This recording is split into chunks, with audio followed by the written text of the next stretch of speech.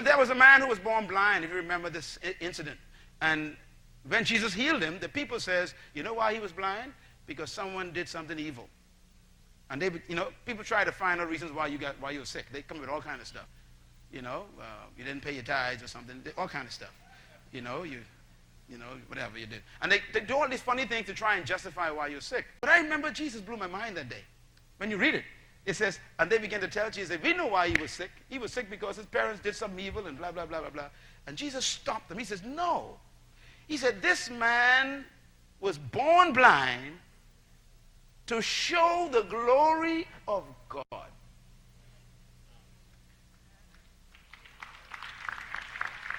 Isn't that amazing? In other words, God allowed this man's eye not to connect at birth so he could connect it later. God didn't want the eye to connect secretly in the womb because no one could see that. He didn't want just the womb to see his glory in that case.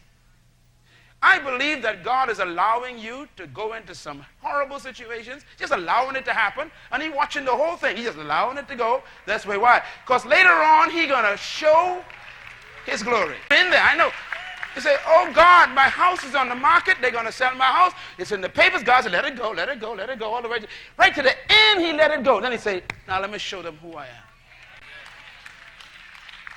Sometimes you feel, oh God, this marriage is about to end.